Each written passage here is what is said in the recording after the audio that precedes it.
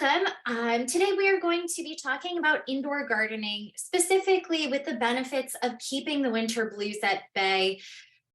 It's been very dreary, as the winter typically is. Here where I live, there hasn't even been a snowfall yet really to, coat the landscape in the really pretty glittery white of snow. So it's just been very gray and brown, and you can definitely feel yourself suffering for it. So I wanted to talk about how we can kind of improve our mental well-being through the use of houseplants.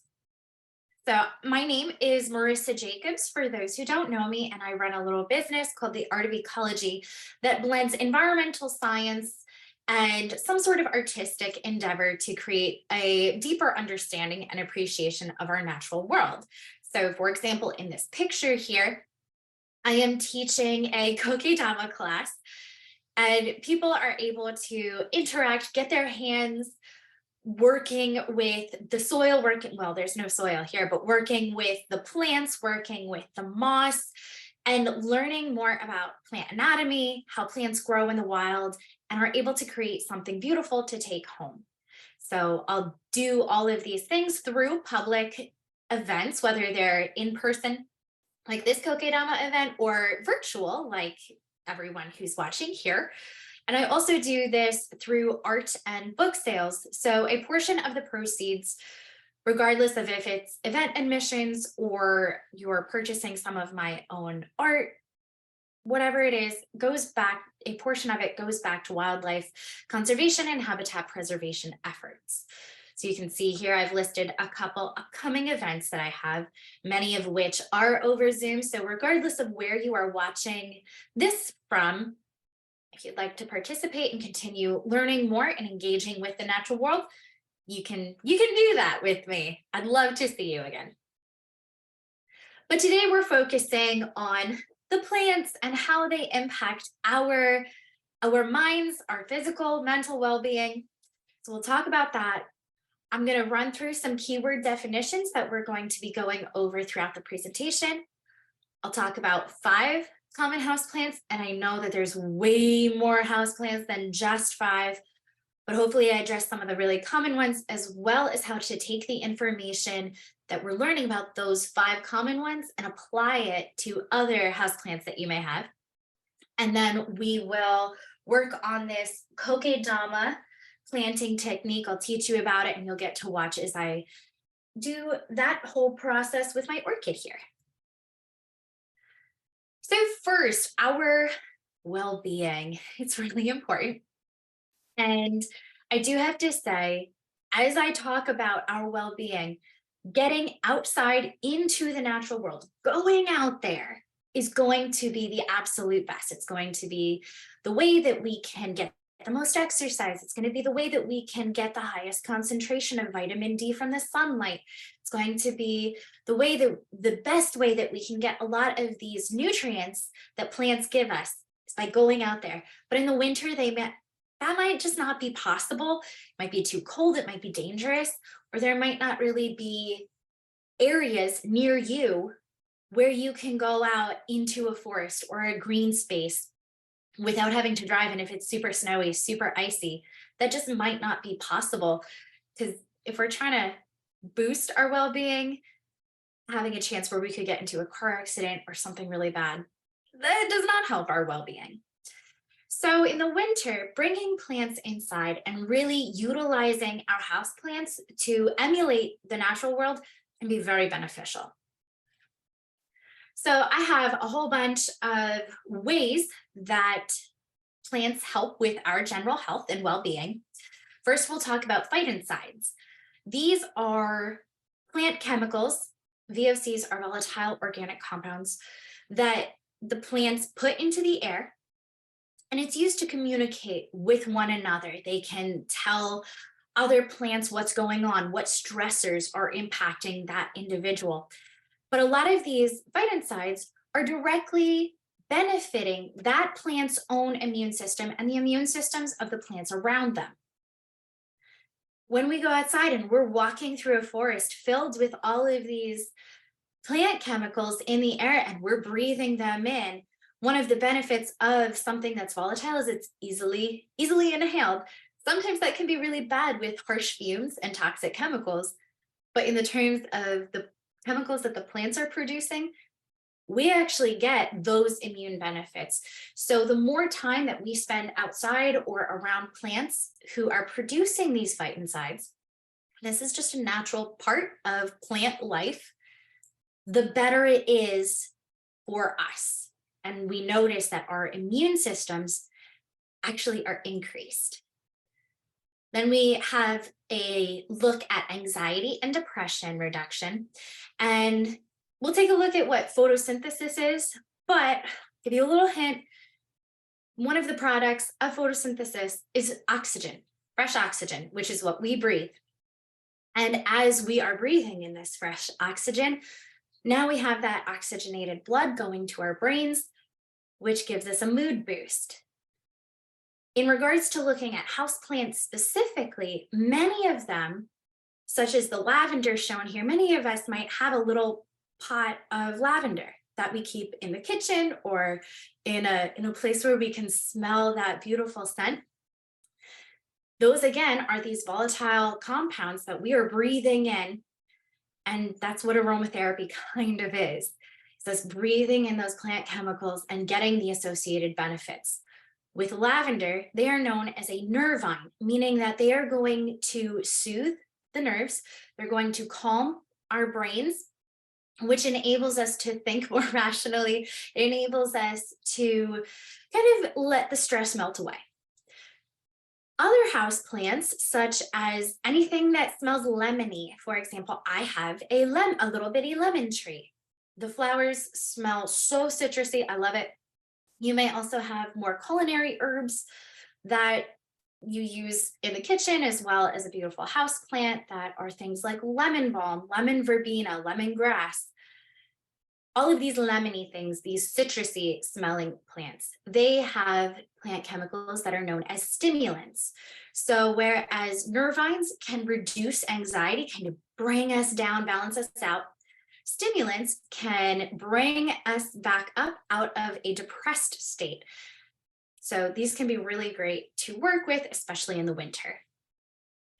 And then we have the benefits of increased productivity and creativity. So as an artist, increased creativity is always really great for me to have these little moments of creative spurs and creative outlets. And as someone who really focuses on the natural world, a lot of my inspiration comes from having these plants around me.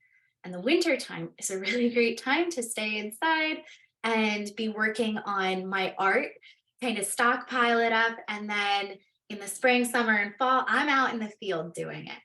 But I can stay inside now.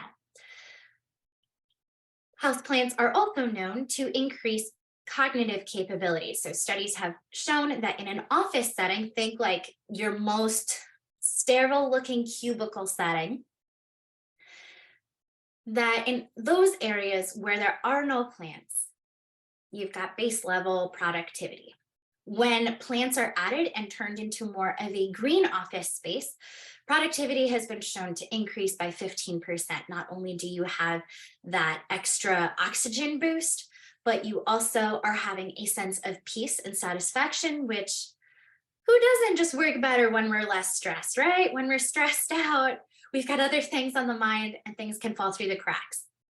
So these are great plants in general, are great to have around anywhere that you're trying to be productive. So in an office setting, in a kitchen where you're trying to make everybody's meals, especially in a busy household, perhaps in game rooms are also a really great place to have plants, because if you're trying to focus on this game that you're doing with friends, or if you are doing it even more on a professional setting, then this is your office space, right? There are other links going along with that cognitive function that can help in regards to mitigating some of the more mental side effects of aging. You see a lot of plants and horticultural therapy techniques are used in preventing Alzheimer's and dementia. And anywhere that I have stars on this page, I will note There are studies that are linked to these that I'm not going to go crazy in depth with those studies, but if you would like them, I can send you the online version or the PDF version. So just send me an email if you'd like to read those. We have air purification. So now we're going a little bit more generalized rather than just mental health. And through photosynthesis, again, plants are taking in carbon dioxide and they're putting out oxygen. Again, houseplants do not do this in such a great concentration that forests or green spaces do outside. It's better than nothing. And in areas, indoor areas that have plants, people will perceive the air to be fresher, and there is noticeably less toxins and pollutants in our air. And in a house that's confined, or a small office building or rooms, toxins and pollutants can be highly concentrated. So the houseplants can help mitigate some of that. For those who are new, especially those who are new to the houseplant world, there's a lot of community that can be built around houseplants. There's so many friends that you can make. I know that I see this one person very routinely when I go and I buy a new houseplant at this one greenhouse that I go to. And we know each other's names now, and we're starting to build this rapport. There's so much, if you're not doing as much in person, lots of stuff on Facebook pages and groups for houseplants. Social media is a really great way to connect with others who have similar interests. And while having friends is always fun, having those people that you're building connections with around a common interest now can become a support group. And having more of these positive social interactions has been linked to mitigating some of the more cognitive failures that we get in, as we age, the dementia and the Alzheimer's, as well as just support for when something does go wrong. When I have a friend who's sick and I can say, hey, do you need me to go grocery shopping? Do you need me to pick you up any medicine, anything like that? So we've got a kind of indirect, but definitely an impact on health in that capacity. We have continued learning. So anytime that we're working with plants and we are really observing them, trying to get to know this plant as compared to this other plant here, it's almost like we're learning a language. We're starting to build new connections in our brains, keeping our brains very, we have that high elasticity, able to make new neural connections, and that's always a great thing. In fact, studies have shown that activities such as digging, very simple digging in soil, planting something, watering, fertilizing, these are all items that are linked directly to an increase of something called BDNF, which is brain-derived neurotrophic factors. That's all to say that that's a protein that's produced when we do these activities, and they're all linked to proper brain development, brain function, and the ability to create these new neural pathways in our brain. So these simple activities that we can do with these houseplants are really, really great for our nervous system. And then nurturing. When we care for others, think of our pets, dogs, cats, gerbils, whatever you have. If you have kids, family members, we can feel really empowered, and we can start to understand our sense of value. We can directly see how our positive actions have positive effects on others. So this can increase our self-esteem, our compassion level for others as we start to understand how what we do makes a difference, and start to understand more about our own sense of place and purpose. And while plants are different than children or family members, there's still something that you need to care for, and that you can directly see how when you water or when you provide light for this plant, how it thrives. In the rest of the presentation, we'll kind of go over these little terms really quickly. If you have any questions about them, please let me know, because you might hear them a couple times. First, Whenever we buy a plant, we want to know what is its native habitat. And that's going to help us know where does the plant live in the wild as compared to we're buying this at a greenhouse.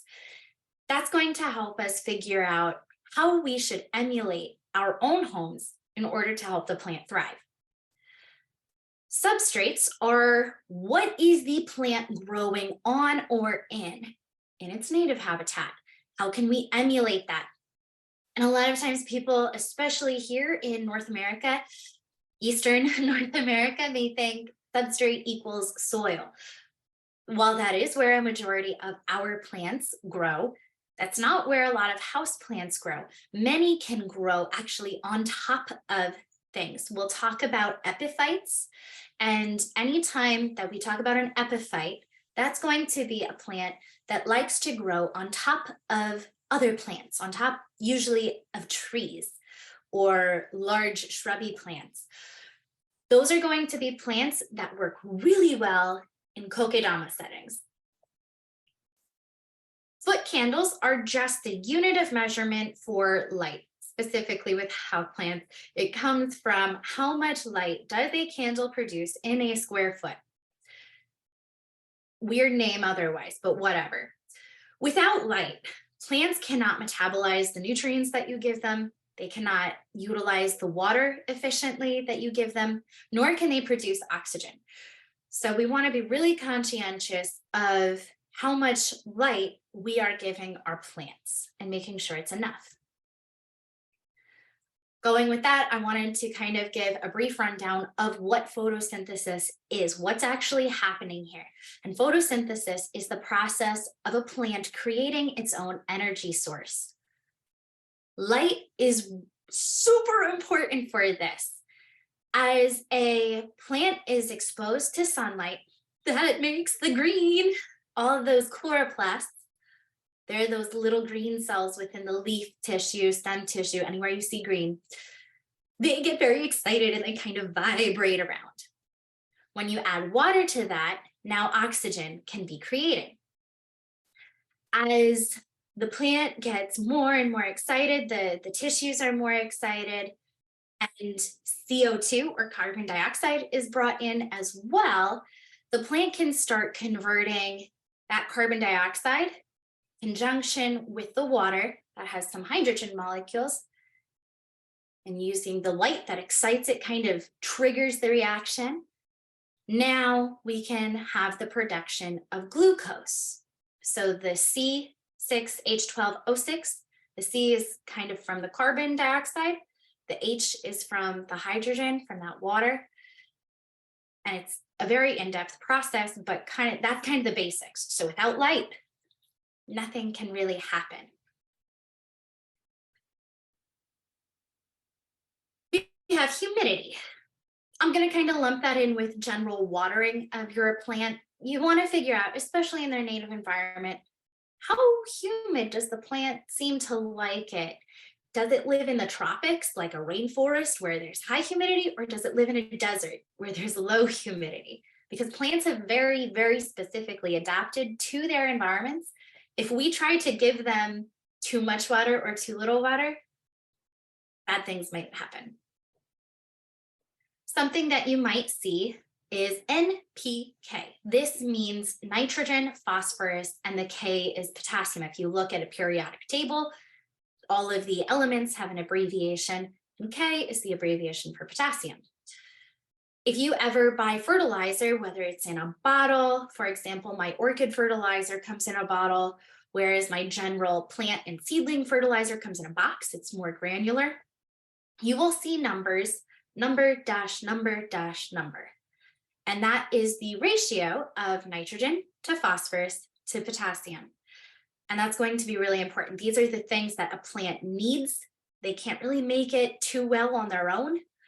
So it's going to be nutrients that they need to get from elsewhere.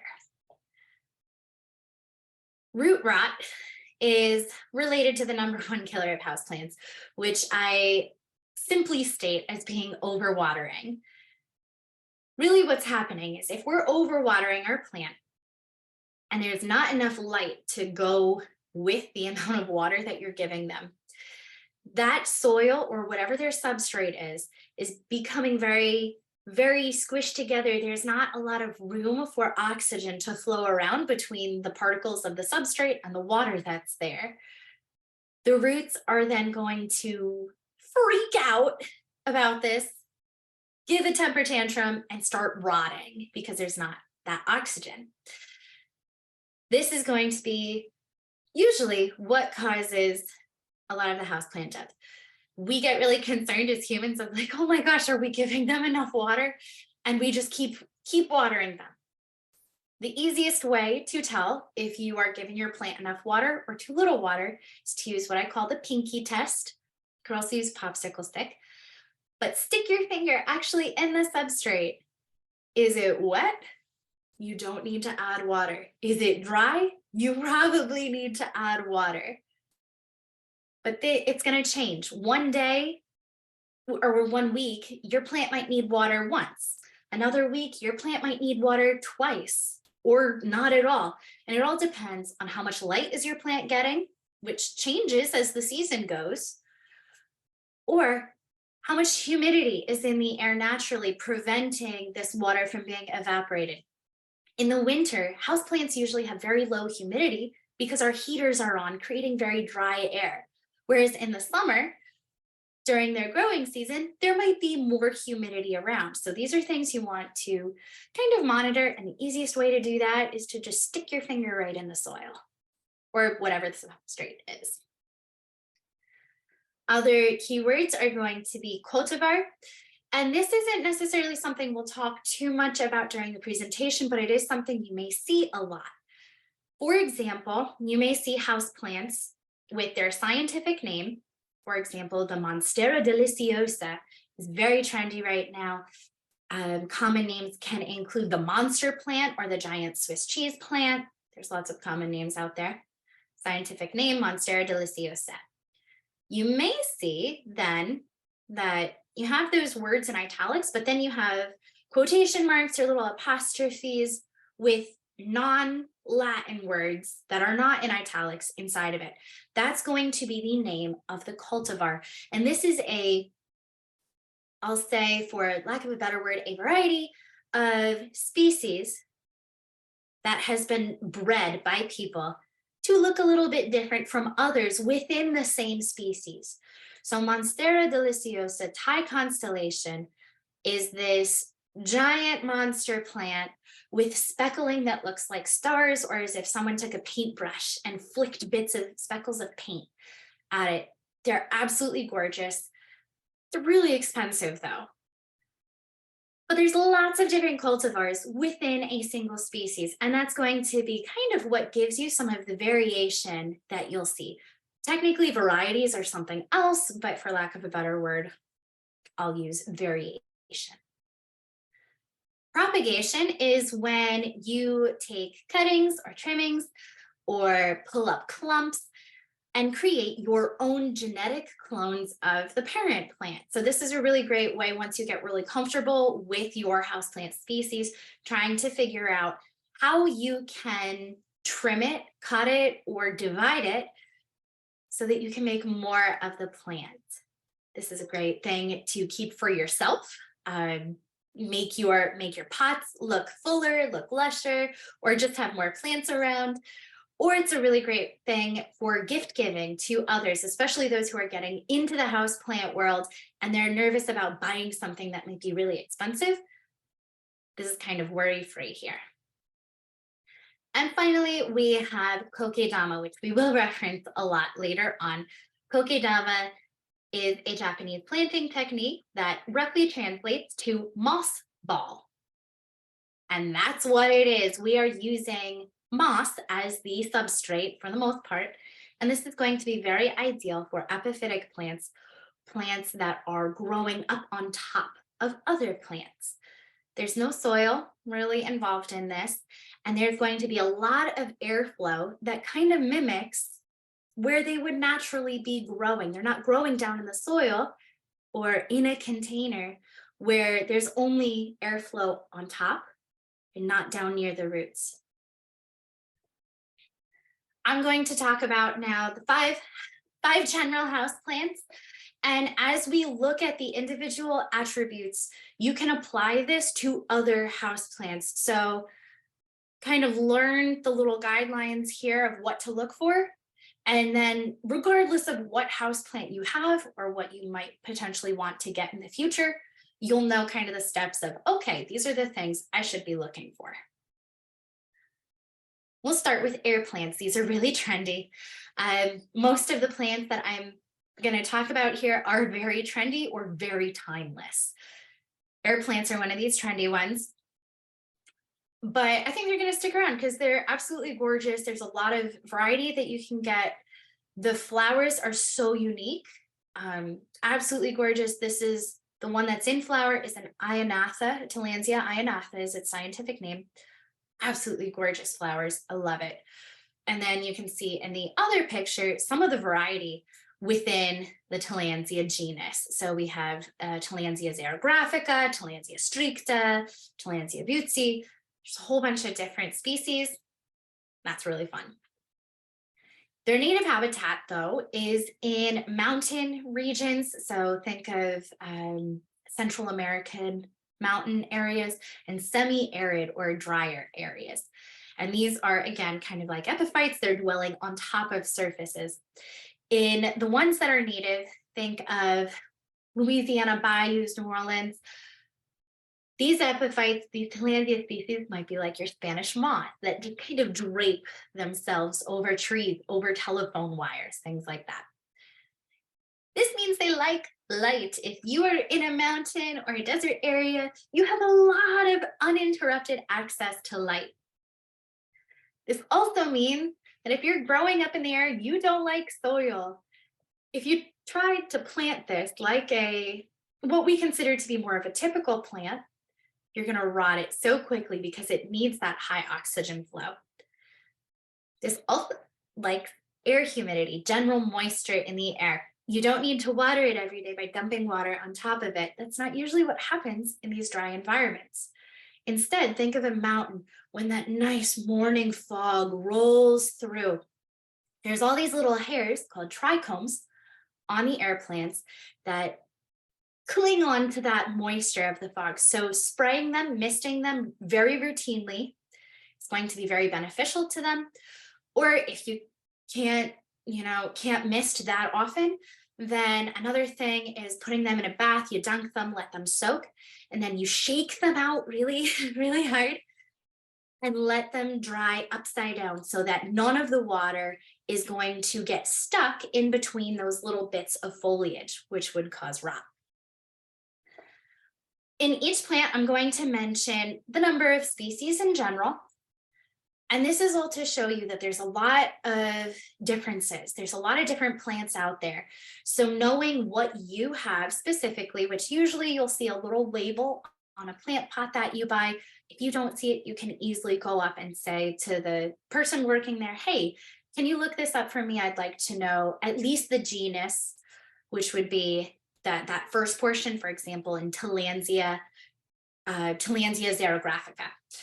Tillandsia is the genus, xerographica is the species. But at least knowing that much, if not the whole species, will be beneficial for you to do some little research on your own of what that plant needs. Ferns are plants that typically live in the understories. They like to be covered by trees. When we think of ones that are native more to the Pennsylvania and northern North America, United States area, we think of plants that grow in the soil in a forest. But there are also tropical ones that are, again, epiphytes. They are growing up on top of trees. But because they're these understory plants, they have an umbrella, like a parasol, over top of them, of the tree canopy, that is going to provide them with shade. This also helps keep air moisture in. So they're not going to want as much light as some of the other plants like that air plant will. They want 200 to 400 foot candles, which can be easily measured using any app. I have a light meter on my phone that utilizes the camera built into the phone. You can get an actual light meter if you want, but there's so many free apps online that will help you out with that. I think mine is called Lux Meter. It's free and you can use foot candles there. Just kind of hover over top of where the sun is shining in, or if you have a grow light, and measure, see what the foot candles are. These want to be evenly moist though. And when I say evenly moist, I don't mean super saturated all of the time. These are not aquatic plants, but I mean, you don't want them to fully get bone dry. You don't want their substrate to get crunchy, right? They like to be moist. There are over 10,560 species of fern. That just goes to show there's a lot of different ones out there. Many times, you're gonna want to know, is this a one that I put in soil, like a Boston or a Christmas fern, or is this one that's an epiphyte that wants to grow on top of their substrate? And one of the best ways to identify that is to look at the roots. Can you see them? For example, there's the rabbit's foot fern, has fuzzy aerial roots that drape around a pot or a kokedama that it might be in. And that can really help you say, oh, those roots are there to adhere it to its substrate, not to be absorbing nutrients under the soil. Philodendrons are another really common type of plant, and there's so many species of them. And there's a lot of variety within the philodendron group in general. They are tropical plants.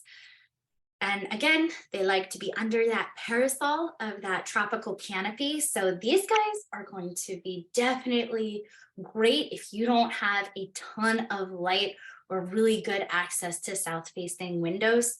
So these are always great for beginners, for college dorms, for offices, places like that. You can grow them in a ton of substrates too. I have, for example, this Swiss cheese philodendron. This guy is just in water. That is all it's in. It's in a big vase and it's loving it.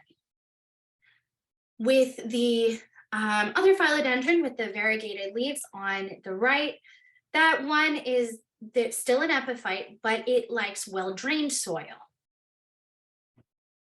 right? It's in a pot. So there's a lot of variety of what you can grow them on. Because it's epiphytic, they're great for kokedamas. So some get really big though, so that would be a really large kokedama, and that's just not as feasible as something that stays a little smaller. Then we have spider plants. These are another one of those really timeless. They're a classic plant. And this is actually one of the better plants if you're looking for the benefit of the air purification. These guys are so efficient at that. So having them around, you will definitely notice an increase in the fresh air and a reduction of general air pollutants in the building, in the room. They are native to Southern Africa and are often seen growing on the ground, although they can be epiphytic as well and be seen kind of stuck up in trees as their little pups, which you can see in kind of that pink toned picture. That's from some of the grow lights that I have. That little pup will then fall off and kind of grow where it lands. Sometimes it's going to fall higher up, sometimes it falls all the way to the ground and can grow in the soil. This makes this plant really great for hanging baskets, as you can get that nice poof appearance, that sort of firework appearance. Very beautiful. You can grow them wonderfully as kokedamas, or you can grow them really well in a pot as well. And then succulents. These are also super trendy. And many people say that they are extremely easy to care for. And it all depends on, have you learned the language of that plant? Once you start to observe it over time, you'll start to notice that the plant tells you what it needs. If it's lacking something, it will look a certain way. And when it gets what it needs, whether it's nutrients or water or light, you'll start to see it looking healthier and happier, and you can start to put these patterns together.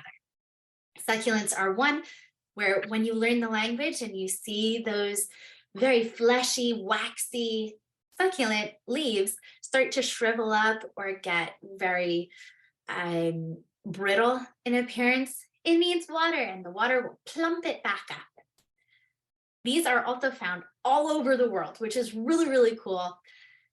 Primarily the ones that we're going to be looking at in a greenhouse or a nursery center, they're going to be more in semi-arid areas where there's more rocky soil. So the alarm's really loud. Yeah. Drier soil.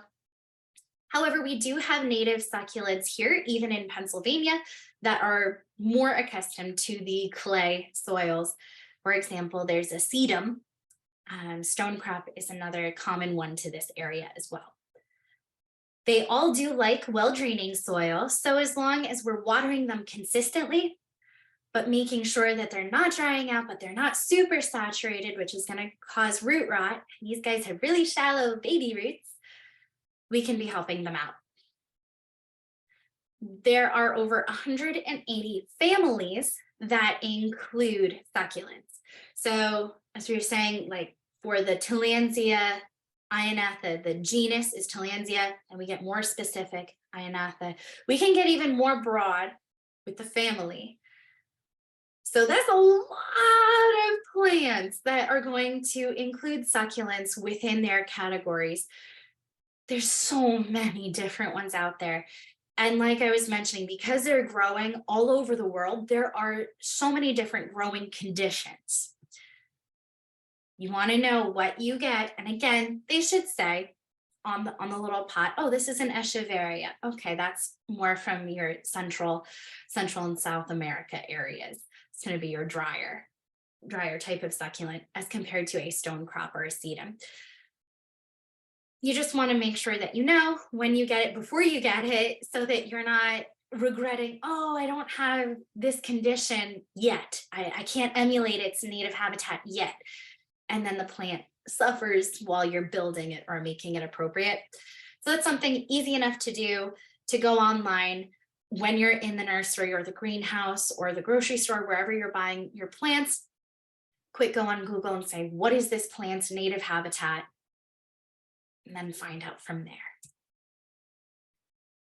Now, those are the 5, but again, regardless of what sort of plant you have or plant you're thinking of getting, you can kind of apply what is its native habitat, what are its light requirements, what is the water and the humidity level like, and then comparing, say, do I have this, do I not have this, what plants are appropriate for my setting.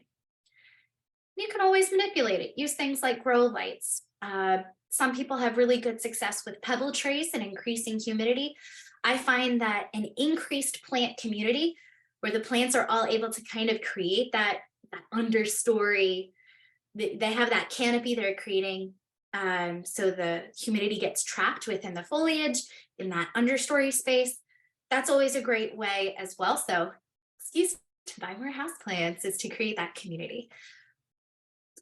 But now we're going to talk about orchids, specifically because I'm going to do the Kokedama of that. Orchids are a really, really common thing to buy for if you want a flowering house plant. However, a lot of people say that orchids are a little challenging. I will say they're an epiphyte, so they want to grow on top of things. So putting them in soil, not going to go well for them. And once we start to learn their language and learn what they're doing, how they're communicating with us, they're not as difficult as one may first seem. But if you're a little intimidated, the orchid in the picture here is called a Phalaenopsis. That's going to be the most common orchid that is sold. That's going to be the one that you see at all the grocery stores. You can buy these at Giant. You can get them almost anywhere. The common name is moth orchid because their big petals kind of look moth-like, I guess. These are going to be the most common. You can get them for relatively cheaply. And I'll give you kind of an example of what that is. My Phalaenopsis was $6 at Produce Junction. And it has been going strong for many, many years. And I love it very much. I am, for my birthday, treating myself to an Oncidium orchid. And the cheapest one that I was able to find was $76. But the yellow one that I really wanted is $81. So that can kind of give you an idea of what the range might be. Phalaenopsis are great starters. Because orchids are often, not always though, epiphytes, some of the more United States native orchids are soil growers, but these tropical orchids are usually epiphytes. They like to grow on top of other plants. This makes them, again, a really great candidate for Kokedama, which utilizes a core, and that core, that central core, is made of bark chips. So very coarse material. That is often what they grow on, our trees, our bark. Then we had a layer of sphagnum moss. This sphagnum moss is an epiphyte itself, and it helps to retain water, kind of like a sponge, and then releases that water slowly as the plant needs it. Then I cover it on top with a green preserved moss, and that's just to look pretty. You could kind of stop at the sphagnum moss layer, but that's usually a dingier color moss, which I will show you there. And you're going to adhere all of this with string, with twine, and then you're going to hang it up and let it be beautiful. But orchids are great. They love this. I'm going to stop sharing now so that I can switch over to this so you guys can see it nice and big. Are there any questions thus far?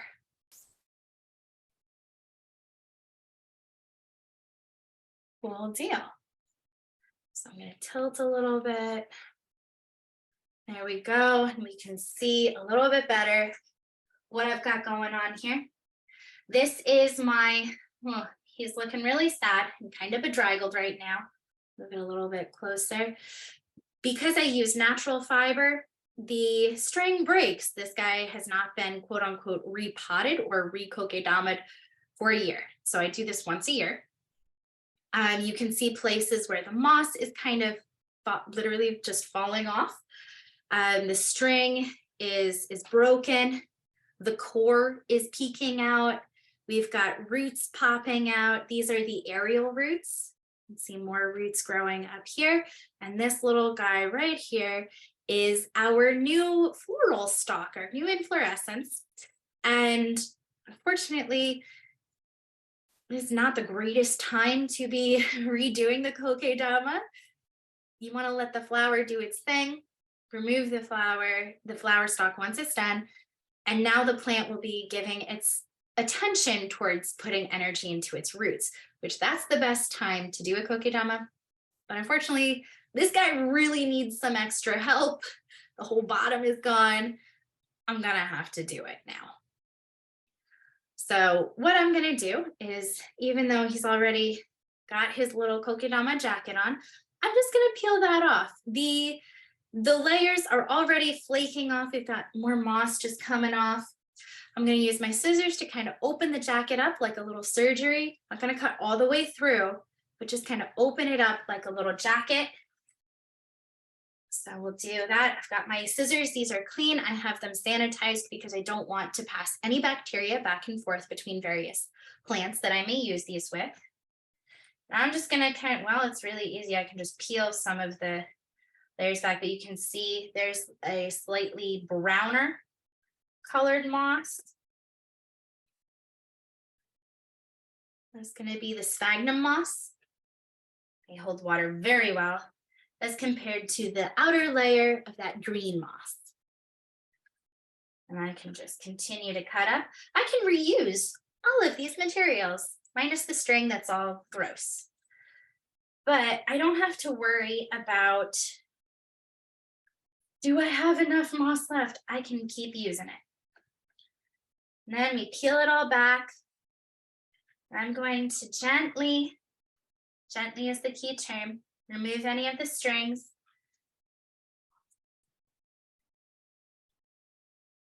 Very gently kind of wiggle the moss away from the roots. Woo, look at that long boy root. Oh, goodness. And now that I have most of the moss away, ooh, it smells really good here now. Love that smell. Now I can analyze and kind of assess the situation. I have the core. And the cool thing about the core is it likes to be in mesh. So you can use pantyhose to create your core. That's a nice fine mesh. It's going to hold all of the substrate in place while still allowing very good air and water flow. So great way to upcycle. For example, my core is made out of an old onion bag. So this is the mesh that the onions, the yellow and red onions came in from the grocery store. I'm just going to use that. I see that this core is still good, still going strong. Still got the nice bark chips inside of it. So I'm just going to reuse the core. Oh, some of the roots are still attached to it. They grew through it. That's okay. You can also see that not all of the roots look really healthy, look really great, and that's okay. This happens. So I'm going to remove these dead roots. I'm going to just trim them off and keep the live roots, the living ones. And those are going to be ones that are more of that silvery green color. So the closer they are to the light, the kind of greener or brighter tone they're going to be. This root here is still that silvery green, a little dingier because it was within the substrate. So now I'm just going to trim off the dead stuff. Again, you want to make sure that you're using sanitized equipment.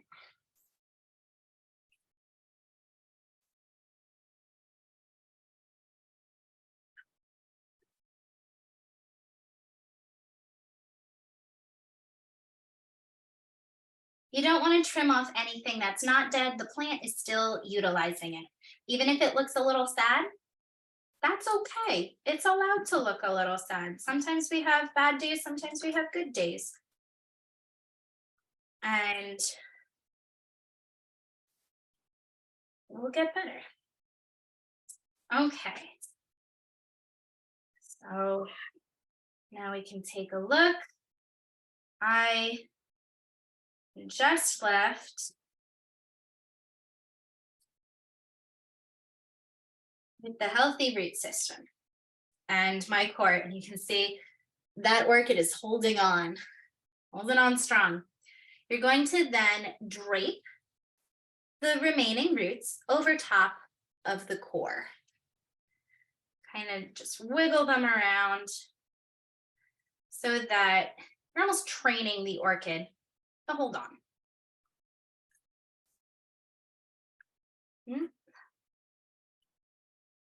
There we go. So kind of just draping it around that core. Because you haven't used any twine yet, it still is a little flimsy.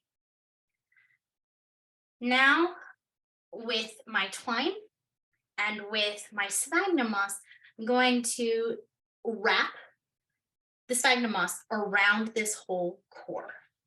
And I'm gonna put this down for a second so that you can see. I have two different twines here. This twine is a more of a hemp twine, and this is more of a jute twine. And both of them are all natural, which means that over time they're going to degrade. If I wanted this to be more permanent, I could use things like fishing line or more of a durable, like an embroidery or upholstery thread. That can be a little sturdier. I might only have to do this once every 2 years instead of every year. But not only do I like the fact that it is all natural, but I really like the look of it too. I like this more. I like browns. Browns are fun. This is going to be the hard part. This first part. And it's not hard because of anything challenging. It's just more time consuming. You're going to take your twine, get a really long piece. And when I say really long, I mean really long. Really long piece. I'm going to cut that off. You can always cut more if you need. And now I'm going to use it kind of like a ball of yarn. I'm going to wrap it around the core, around the sphagnum moss, all every which way, until if I were to shake it very gently, none of the moss would fall off. And that's how we adhere our epiphyte to the core. So I'm going to use the old sphagnum moss. There's nothing wrong with reusing. And I kind of am going to just smush it to the core. Oh, your foliage is in the way. Smushing it to the core. I'm going to take my string and pinch it where my thumb is to hold it on. I'm going to now wrap. And I'm going to twist all around to make sure that that sphagnum moss stays. Don't want to get your finger stuck in there. And as you keep twisting and wrapping, you add more moss. I do have extra sphagnum moss currently soaking and sitting here. I want it to be nice and saturated. I want it to be that sponge. So if I need any extra, I've got it. But I'd like to reuse what I can. And you're just going to continue with this process until you don't really see the core anymore and you have sphagnum moss on all sides. It's okay if you can see the core in little tiny bits, in little spots. That's okay, because we're going to put that green moss on over top. But if you're going to stop at the sphagnum moss layer, you want to make sure you can't see that core anymore, which can be helpful. You have this more unnatural core color like this red, because it'll be really easy to tell if you can see it or not. Continue, smush that moss on there, and wrap around. Because I've done many of these, it's easy for me to understand where to put my hands, how to place them, how to hold the moss and wrap at the same time. But please do not be discouraged if this takes a really long time. When I've taught these classes, this has easily taken people a half hour. And it's kind of like a foreign concept. It's something new to learn, and that's okay. That is a-okay. Nothing wrong there. And it can be a really great thing to do with friends, to use a second pair of hands to help you hold things in place. All right, we're starting to get there. I just have this side to do. You can see how little string I have left of all that string that I had previously used and cut off. As you continue making kokedamas, I have a variety of plants that are epiphytes. They tend to be some of my personal favorite houseplant species. You will get better. You will get better and you will get quicker at this. But this can also be a really great skill to use and a really great tool in classroom settings, in horticultural therapy settings, where you're trying to work with fine motor skills and you're trying to work with understanding patterns or analyzing and critically thinking if you have everything covered, if you need more, start to understand how the plant functions. So these can be really great. All right, I have now reached the end of the string that I have cut. What I'm going to do is I am just going to kind of tie this tail through a segment of string that is present. It doesn't need to be super, super tight. Just needs to be enough that that tail isn't going to come apart. So that's just an easy, quick little knot. And then I'm going to cut a whole nother section for myself. I am not happy how much core is still visible. So got a whole bunch left.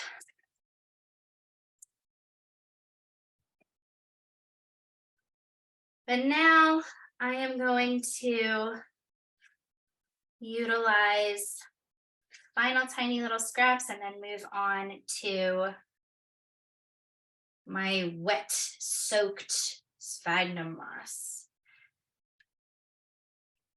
Drape that on. So this is also a fun activity because it's messy, and who doesn't love to get messy with nature? I love it. I think it's a good time. The messier, the better. Again, keep tilting it until it's as covered as you want it to be.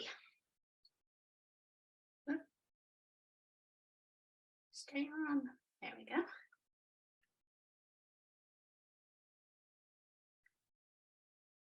As you're doing an orchid specifically, we want to remember that there are aerial roots. These are roots that do not want to be covered. They want that nice airflow.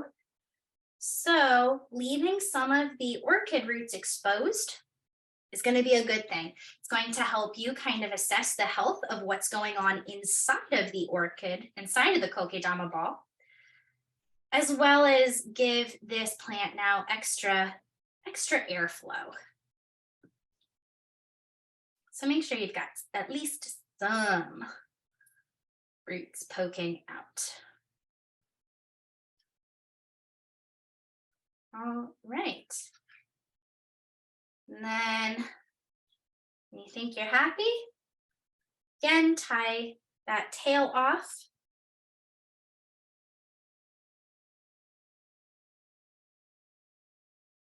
Doesn't need to be super, super tight, super crazy, because we have another layer to do.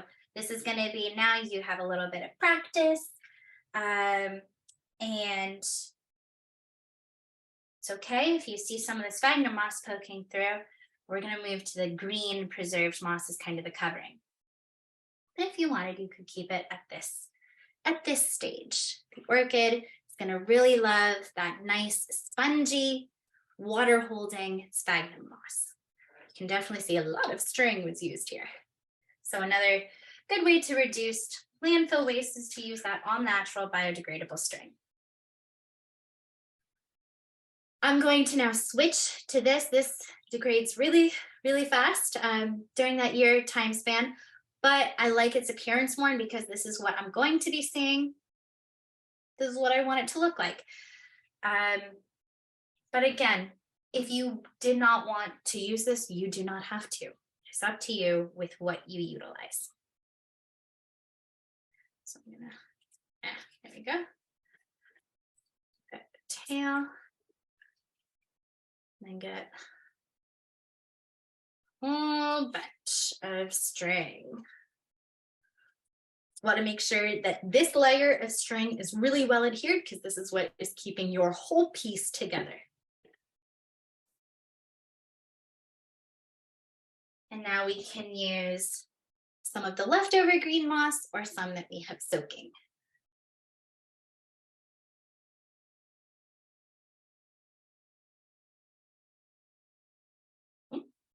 All right, and just like we did with the sphagnum moss, we're just going to drape that green moss over top, and then use the twine to wrap around.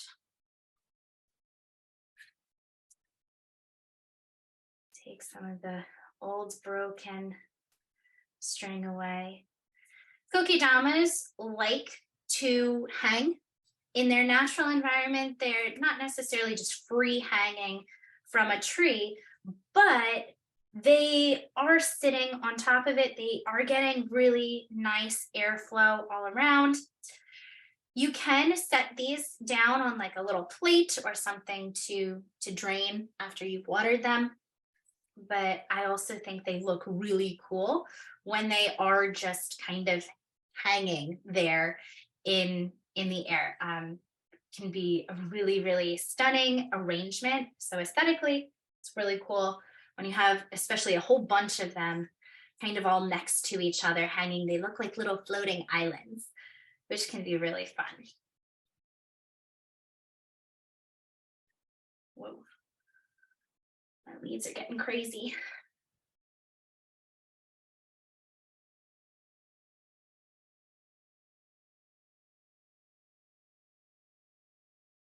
I want to make sure that some of the roots are exposed. So in this step, you really want to be more careful about not covering all of the roots, letting some of them poke out. That's going to be really good for the orchid.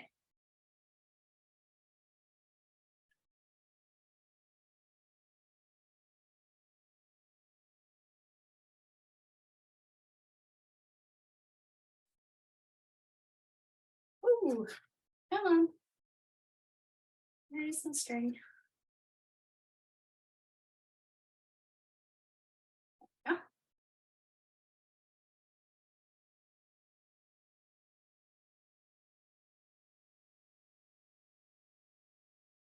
Okay.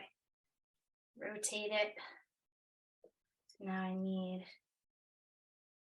to use my new moss. Once you're finished with your kokedama, you should really be conscientious about how does it feel? What does the weight feel like? Because now with the soaked moss, you're going to know what it feels like when it is watered, when it is saturated. You don't want to water these guys too much. They don't want their roots to be super waterlogged. They do want to be humid, though, because they're tropical plants.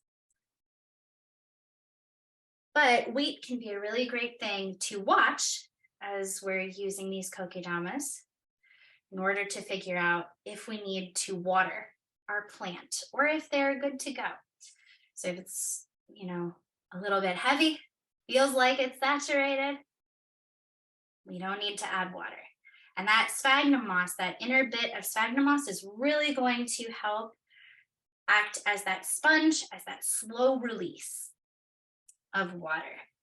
Typically, and I say typically because this does change by season, by environmental conditions, but typically I give my orchid kokedama a bath roughly once a week in the summer.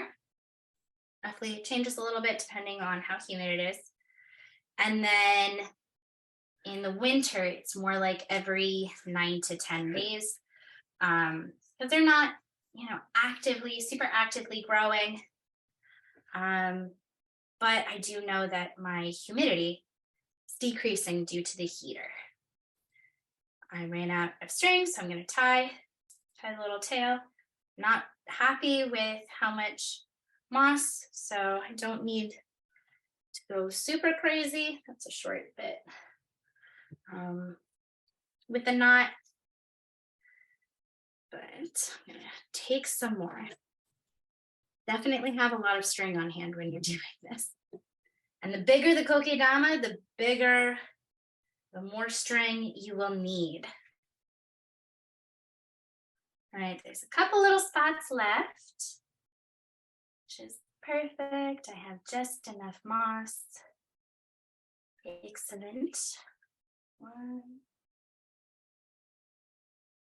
2. Right. Oops.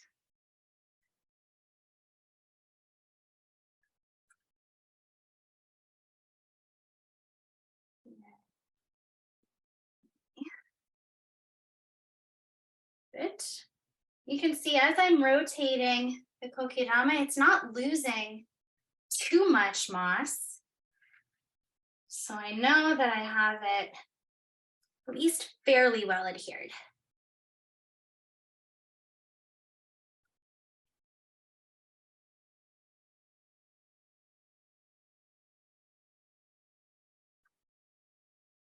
Okay.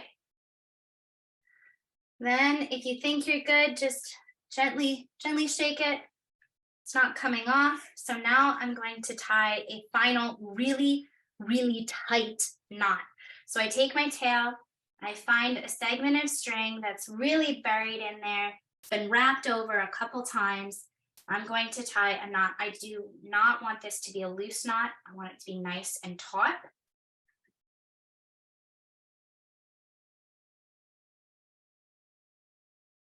I'm going to make that a double knot. Do not want this to break. If this breaks, then it can all unravel, and that would be a lot of moss on the floor and a sad orchid.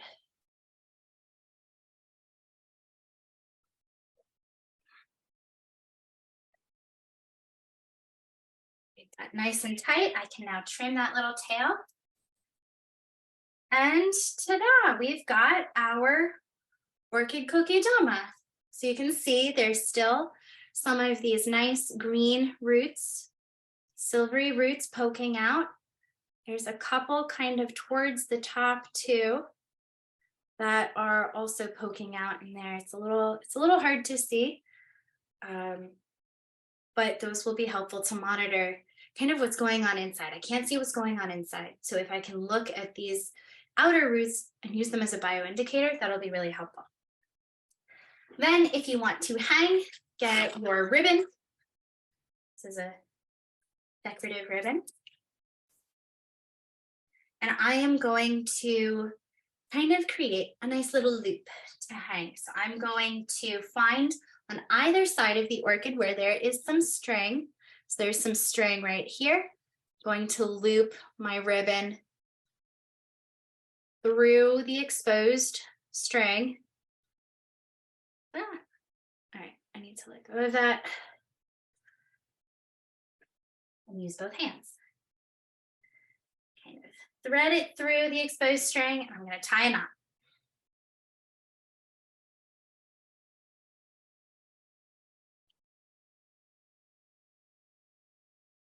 I'm going to take the other end, go to the other side of the orchid, and repeat that step. So I'm looking for another piece of exposed string to thread the ribbon through.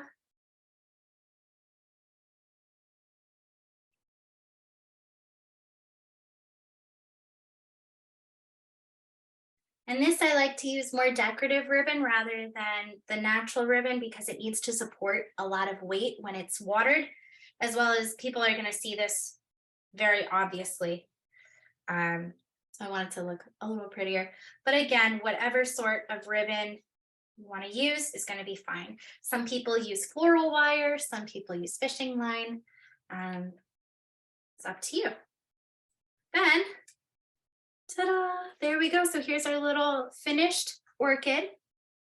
And I can hang this, I'm gonna hang it right in front of a nice window so it gets some nice bright light. However, this is not a south-facing window, so I don't have to worry about giving this poor orchid sunburn. And there we go. Are there any questions about orchids and kokedamas?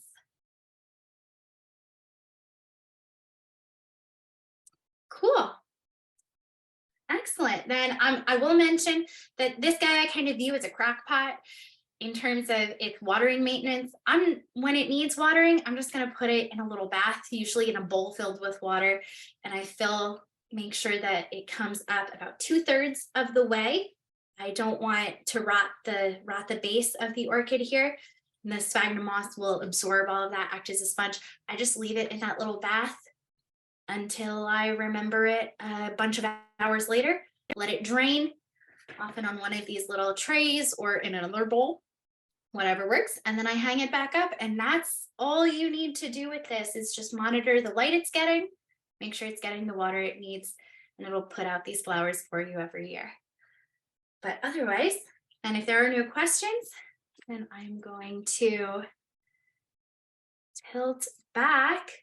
But thank you so much for joining, and I hope you got something out of that. If you do think of questions later on, please do not hesitate to reach out to me. My email address is mjacobs@theartofecology.com. If you're listening live and you think of something later, or if you're listening to the recording and you have a question, you're like, oh, I wasn't there live to ask, please reach out.